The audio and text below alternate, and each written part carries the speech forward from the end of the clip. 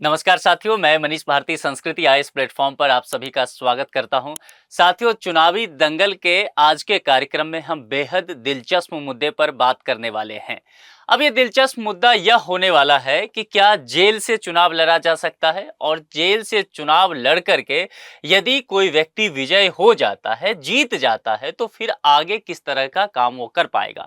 फिर वो क्या पार्लियामेंट में बैठने जाएगा, संसद की कार्रवाई में भाग ले पाएगा, अनुपस्थित रहेगा तो क्या कैसे होगा, सुप्रीम कोर्ट का इस पर क्या जजमेंट है, इन सब बातों पर हम विस्तार से चर्चा करने वाले हैं। देखिए, 18वीं लोकसभा का जो चुनाव हुआ है ना, बहुत से मामलों को लेकर कि यह बेहद दिलचस्प रहा है। एक तो सबसे अहम बात यह देखने को मिला है इस चुनाव में कि कोई पक्ष हारा नहीं है, ना ही सत्ता पक्ष, ना ही विपक्ष का गठबंधन, और सबसे अहम बात, इस बार किसी ने ईवीएम पर उंगली नहीं उठाया है, तो चुनाव आयोग को भी राहत मिला है।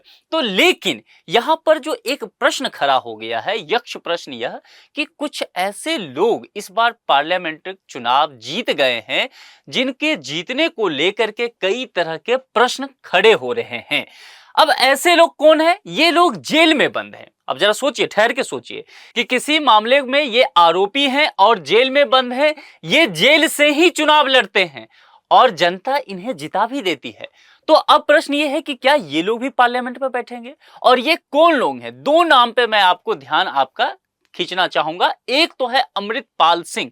अमृतपाल सिंह से आप परिचित होंगे। अमृतपाल सिंह जो है इस बार पार्लियामेंट के चुनाव में 2 लाख वोट से जीता है, अपने आप में बहुत बड़ा आंकड़ा है। दूसरा है शेख अब्दुल राशिद, जिसे इंजीनियर राशिद भी कहा गया, तिहाड़ जेल में है लेकिन यह भी जीता है। मजे की बात है, इन दोनों पर जो आरोप लगे हुए हैं वह बेहद संगीन है, और ये आरोप आतंकवाद के आरोप हैं इस पर लगे हुए, आतंकी वित्त पोषण के आरोप हैं इस पर लगे हुए। बावजूद जनता इसे जिता करके पार्लियामेंट में पहुंचा देती है। तो भाई, जनता जनार्दन है, चलिए मान लेते हैं। लेकिन आगे की कार्रवाई क्या होगी, ये तो कानूनी रूप से ही चलेगा, इसकी प्रक्रिया है, उसको हम समझ लेते हैं। सबसे पहले जो मैंने आपसे कहा था कि अमृतपाल सिंह को लेकर के, तो अमृतपाल सिंह जो है पंजाब के खंडूर साहिब से यह विजय होता है, और इंजीनियर राशिद की जो मैंने बात किया था, ओरिजिनल नाम उसका है शेख अब्दुल राशिद। यह जो है जम्मू कश्मीर के बारामूला सीट से है। ठीक है, तो जम्मू कश्मीर में इस बार 5 ही सीट था, लोकसभा का 5 सीट था।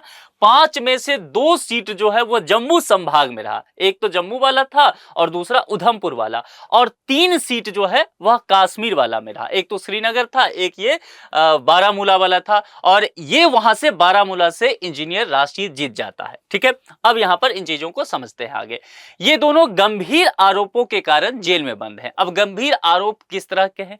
अमृतपाल सिंह पर एनएसए लगा हुआ है, राष्ट्रीय सुरक्षा अधिनियम, यानी कि देश के साथ गद्दारी करने का आरोप लगा हुआ है। अप्रैल 2023 में ही यह आरोप इस पर लगाया गया था, और यह असम के डिब्रूगढ़ जेल में बंद है। आप कहेंगे ये पंजाब का है, फिर असम में क्यों? देखिए, आरोप इस पर बेहद गंभीर है, और इसने राष्ट्रीय सुरक्षा को क्षति पहुंचाने की कोशिश की थी। फिर इस पर जब गिरफ्तारी की बात किया गया तो ये लंबे समय तक फरार रहा, फिर पुलिस ने इसे गिरफ्तार किया, और पंजाब में इसे नहीं रखा गया है क्योंकि सुरक्षा के कारणों को लेकर के इसे दूर दराज असम के डिब्रूगढ़ जेल में बंद किया गया है, ताकि वहां से इसका किसी तरह का कनेक्शन ना हो सके। और फिर इसकी देखिए एक मतलब हिम्मत, ये पार्लियामेंट चुनाव भी लड़ लेता है और जीत भी जाता है, क्योंकि हमारे देश में इस तरह का व्यवस्था नहीं है कि जेल में जो व्यक्ति बंद है वह चुनाव नहीं लड़ सकता है। ठीक है, तो चुनाव वह लड़ सकता है, इसलिए इसने लड़ा है। और शेख अब्दुल राशिद का जो मैंने बात किया, उस पर आतंकी वित्त पोषण का आरोप लगा हुआ है, और वह तिहाड़ जेल में बंद है, बावजूद वो चुनाव लड़ता है और फिर जीत भी जाता है। अब एक प्रश्न फिर यहां से उठता है कि किस तरह से ये संसद की कार्रवाई में भाग ले पाएगा, उस पर बात कर लेंगे। देखिए, अमृतपाल सिंह मार्च 2023 से राष्ट्रीय सुरक्षा अधिनियम के तहत असम के डिब्रूगढ़ जेल में बंद है। एनएसए इस पर लगा हुआ। एनएसए क्या है?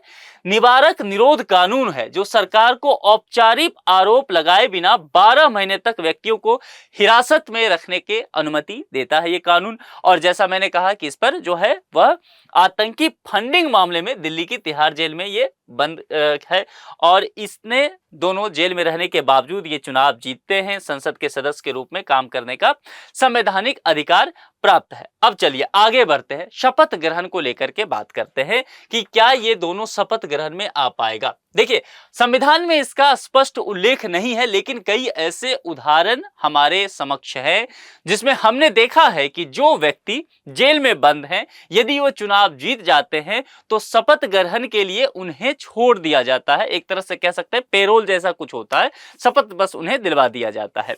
जैसे कि मैं एक उदाहरण दूंगा। आप हाल ही में आम आदमी पार्टी के राज्यसभा सांसद संजय सिंह के का देखा होगा। वो राज्यसभा से चयनित होते हैं, ठीक है, राज्यसभा के लिए, और उन्हें जो है शपथ दिलाने के लिए जेल से छोड़ा जाता है। इसके अलावा आप अखिल गोगोई का भी उदाहरण ले सकते हैं। इन्हें भी अस्थायी रूप से जेल से बाहर किया गया था ताकि ये शपथ ग्रहण जाकर के कर सके। आपको एक और उदाहरण देना चाहूंगा मैं, ये आपातकाल के समय के बाद है। उस वक्त इंदिरा गांधी प्रधानमंत्री हुआ करती थी, 1977 की बात मैं आपको बताता हूं। जॉर्ज फर्नांडिस बहुत ही कद्दावर नेता हुआ करते थे, और जॉर्ज फर्नांडिस जो है वह जेल में थे। आपातकाल के समय आप जानते हैं बहुत सारे जो विपक्ष के लीडर थे उन्हें जेल में डाल दिया गया था उस वक्त के इंदिरा गांधी गवर्नमेंट के द्वारा। तो ये जेल में थे, और फिर जब इलेक्शन होता है तो ये जो है जेल में रहते हुए इलेक्शन जीतते भी हैं। कहां से जीत जाते हैं? मुजफ्फरपुर। मुजफ्फरपुर कहां पड़ता है?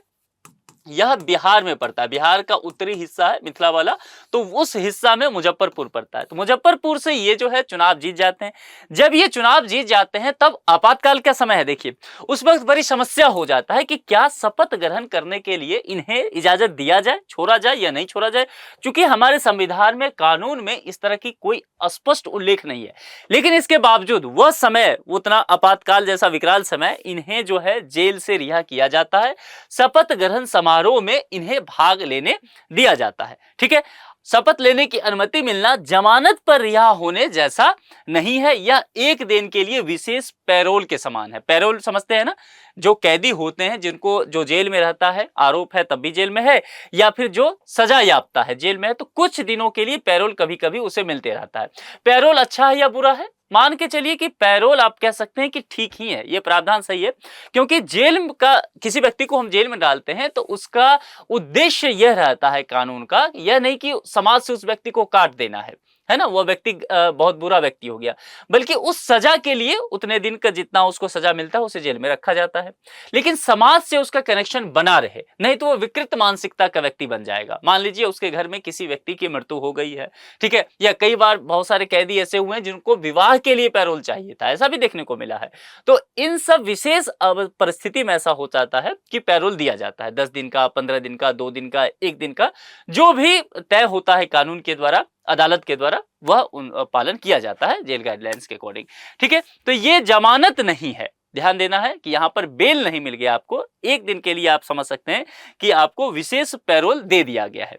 अब यहां पर शपथ ग्रहण तो समझ गए कि शपथ ग्रहण वो ले लेगा, लेकिन यहां पर यह अब समझना है कि क्या वह संसद की कार्यवाही में भाग ले सकता है। इसको लेकर के हम बात करते हैं। जेल में बंद सांसद को, स्पीकर को यह लिखकर देना होगा कि वह संसद की कार्यवाही में शामिल नहीं हो पाएगा, यह आपको लिखित में देना पड़ेगा। चूंकि क्यों ऐसा कहा गया है, तो संविधान के अनुच्छेद 101(4) में कहता है, यदि कोई सांसद बिना अनुमति के 60 दिनों से अधिक समय तक सदन की सभी बैठकों से अनुपस्थित रहता है तो उसकी सदस्यता चली जाएगी, सीट खाली कर दिया जाएगा। ये आर्टिकल 101(4) के द्वारा कहा गया है।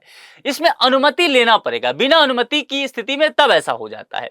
मान लीजिए जो व्यक्ति जेल में है, तो ये तो है नहीं कि वो 60 दिन रहेगा, हो सकता है वो 2 साल रह जाए, हो सकता है अभी तो आरोप भी नहीं तय हुआ, हो सकता है साल भर रहे, हो सकता है 3 महीने रहे, है ना। तो इस स्थिति में 60 दिन की अवधि वाला मामला तो खत्म हो जाएगा। फिर इस स्थिति में क्या करना पड़ेगा, तो वह स्पीकर जो होंगे उससे अनुमति लेगा। जो भी सदन के अध्यक्ष हैं, लोकसभा के संदर्भ में स्पीकर हो सकते हैं, राज्यसभा के संदर्भ में सभापति हो सकते हैं, तो जो भी हैं संबंधित, उनसे वह अनुमति लिया जाएगा। ठीक है, उन्हें सूचित करना होगा। सूचित करने के बाद वो क्या करेंगे, तो लोकसभा में भी और राज्यसभा में भी एक समिति होता है, उस समिति का नाम है अनुपस्थिति समिति।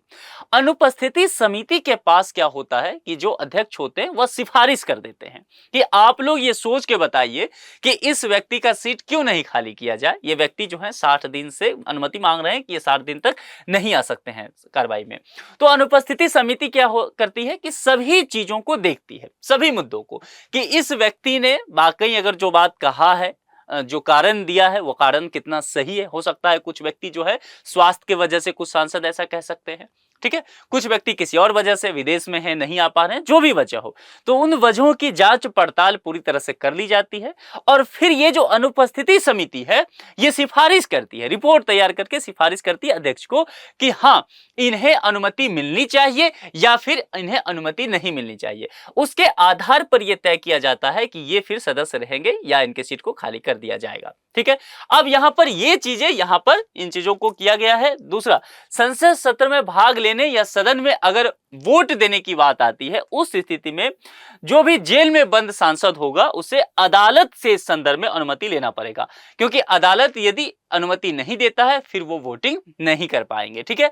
अब संसद सदस्यता का क्या होगा इसकी भी जरा बात कर लेते हैं कि क्या वो व्यक्ति संसद का सदस्य आगे रह पाएगा। अभी हमने बात किया कार्रवाई में शामिल होने की बात, उसके लिए आर्टिकल 101(4) था, लेकिन जब हम ये बात करते हैं कि वह व्यक्ति संसद सदस्य भी रह पाएगा कि नहीं, देखिए इसके लिए हमें जनप्रतिनिधित्व अधिनियम 1951 को समझना पड़ेगा और जनप्रतिनिधित्व अधिनियम 1951 का सेक्शन 8 हम समझने की कोशिश करेंगे। सेक्शन 8 वैसे भी बहुत काम का है, ये काफी मुद्दे जो है इससे संबंधित रहता है, तो इसको लेकर के दो बातें हैं। देखिए अब जो मामला है उस पर मैं आपको बाद में आऊंगा, पहले की बात कर लेते हैं। पहले हुआ क्या करता था, तो इसी में क्या था कि जनप्रतिनिधि अधिनियम 1951 को अगर हम डिफाइन करें तो 51 का सेक्शन 8 का 4 इसमें आप रख लीजिए।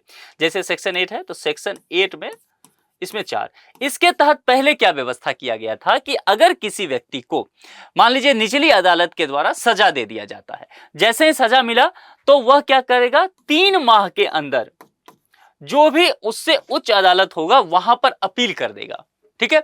और यदि अपील कर देता है तो उसकी सदस्यता तत्काल नहीं जाएगी, यह पहले का प्रावधान हुआ करता था, ठीक है। जनप्रतिनिधि अधिनियम यह कहता है कि भैया अगर आपको 2 या 2 से अधिक वर्षों की सजा हो जाता है तो तत्काल आपकी सदस्यता चली जाएगी, ठीक है। लेकिन इस केस में देखिए पहले ऐसा होता था कि सेक्शन 8(4) यह कहता था कि सजा मिला, सजा 2 साल या 2 से अधिक का भी मिला है आपको, 2 वर्ष से अधिक का भी, उस स्थिति में आप क्या कीजिए, अपने उच्च न्यायालय में आप जाकर के 3 माह के अंदर अपील कर दीजिए, तो आप संसद सदस्य बने रह सकते हैं। लेकिन सुप्रीम कोर्ट की इस पर नजर थी। सुप्रीम कोर्ट का एक फेमस केस होता है, एक फेमस केस पर निर्णय आता है, मैं पहले भी इस केस पर चर्चा किया हूं, लिली थॉमस वाद। लिली थॉमस वाद में सुप्रीम कोर्ट ने एक लैंडमार्क डिसीजन दिया और यह डिसीजन आपको समझना चाहिए। इस डिसीजन के तहत सुप्रीम कोर्ट ने क्या किया, रिप्रेजेंटेटिव ऑफ पीपुल्स एक्ट 1951 का सेक्शन 8(4) इसको पूरी तरह से निरस्त कर दिया। सुप्रीम कोर्ट ने कहा कि हम इसे नहीं मानेंगे, इसकी कोई आवश्यकता नहीं है, लिली थॉमस बाद में। उसके बाद फिर क्या होने लगा, उसके बाद जब जैसे ही ये खत्म हो गया, और ये मामला कब था, 2013 का ये मसला है, ठीक है। ये केस जो है लिली थॉमस बाद 2013 का सुप्रीम कोर्ट का। उसके बाद क्या होने लगा कि जैसे ही कोई अदालत, निचली अदालत ही क्या ना हो, किसी संसद सदस्य के लिए किसी भी मुद्दे पर जो उन पर आरोप लगा हो सजा सुनाती है, और सजा के तहत यह कहा जाता है कि माननीय संसद सदस्य को 2 वर्ष या इससे अधिक के लिए सजा दे दिया जाता है तो तत्काल उनकी सदस्यता समाप्त हो जाएगी, सजा मिलते ही। उसके बाद क्या होता है, जैसे मैं आपको एक उदाहरण देता हूं, आप समझ जाएंगे। राहुल गांधी का एक मामला था, गुजरात के एक अदालत ने उन्हें 2 वर्ष से अधिक का सजा दे दिया था।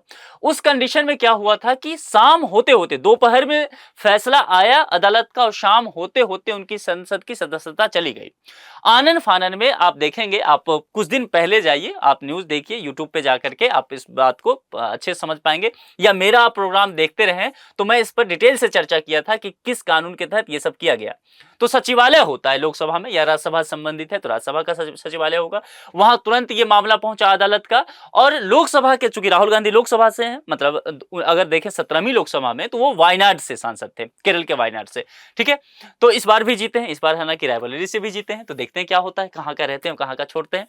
तो उस वक्त क्या था कि लोकसभा के सचिवालय ने एक नोटिफिकेशन जारी किया, शाम होते होते तुरंत एक नोटिफिकेशन जारी कर दिया, और यह कहा गया उस नोटिफिकेशन में कि श्रीमान राहुल गांधी जो केरल के वायनाड से मेंबर ऑफ पार्लियामेंट हैं, वो अब मेंबर ऑफ पार्लियामेंट नहीं रह जाएंगे, उनकी सीट खाली कर दी गई है। वजह क्या? क्योंकि अदालत ने अमुख मामले में उन्हें दोषी पाया है और 2 वर्ष से अधिक की सजा उन्हें दिया गया है। जनप्रतिनिधि अधिनियम 1951 सेक्शन 8 का हवाला दिया गया था। ये मामला समझ में आ गया। हालांकि बाद में सुप्रीम कोर्ट हो जाते हैं, सुप्रीम कोर्ट ने फिर उस मामले को निरस्त कर दिया और उनकी जो है संसद सदस्यता वापस से दे दी गई, बहाल हो गया। तो ये मामला समझ में आ गया। यहां पर इसको आपको ध्यान रखना है कि जनप्रतिनिधित्व अधिनियम 1951 सेक्शन 8 का मामला आ जाएगा। और आज की तारीख में जैसे मैंने कहा अमृतपाल सिंह की बात मैंने किया या शेख अब्दुल राशिद यानी कि इंजीनियर राशिद की बात किया, ये दोनों अभी आरोप हैं। अगर इनका आरोप सिद्ध हो जाता है और सजा इन्हें 2 वर्ष से अधिक का अदालत के द्वारा दे दिया जाता है, तो फिर ध्यान रखिएगा पीपुल्स रिप्रेजेंटेटिव एक्ट 1951 सेक्शन 8 के तहत तत्काल इनकी सदस्यता, संसद की जो सदस्यता है वो समाप्त हो जाएगी, फिर इनका सीट खाली हो जाएगा। वहां पर फिर जो है चुनाव आयोग के द्वारा क्या कराया जाएगा? बाय इलेक्शन कराया जाएगा। मामला समझ में आ गया? आप लोग मुझे कमेंट करके ये बताइए कि ऐसे व्यक्ति जिन पर आतंकवाद का आरोप लगा हो, और अमृतपाल सिंह के मसले में तो ये है कि खुल्लम खुल्ला उसने भारत सरकार को चुनौती दिया, भारत की जो संवैधानिक स्थिति है उसे चुनौती दिया, भारतीय कानून से भागता रहा, महीनों तक लापता रहा, फिर भी जनता उसे चुन करके पार्लियामेंट में पहुंचा देती है। शेख अब्दुल राशिद जो जम्मू कश्मीर के बारामूला से इलेक्शन जीतता है, उस पर आतंकी फंडिंग का आरोप है और दिल्ली के तिहाड़ जेल में वो बंद है, उसे भी जनता चुन करके अपना प्रतिनिधि भेजती है। आपको क्या लगता है कि जनता लोकतंत्र में वाकई समझदारी से फैसला ले रही है? क्या ऐसे लोग जिन पर आतंकवाद का आरोप है अब पार्लियामेंट में बैठेंगे और ये लोग पार्लियामेंट में बैठ के आम जनता के लिए, हमारे और आपके लिए नीति निर्माण का काम करेंगे, पॉलिसी मेकिंग का काम करेंगे? और ये यदि पॉलिसी मेकिंग का काम करते हैं तो वो फिर किसके हित में होगा? क्योंकि ये तो पहले से भी देश को तोड़ना चाह रहे थे, ये आरोप है इन पर। तो अगर ये इस तरह का नीति निर्माण करते हैं तो किसके हित में होगा? आप कमेंट बॉक्स में अपनी विचार को जरूर रखिए। 2 मिनट समय लगेगा, पर जरूर बताइए कि आप इस मुद्दे पर क्या सोचते हैं।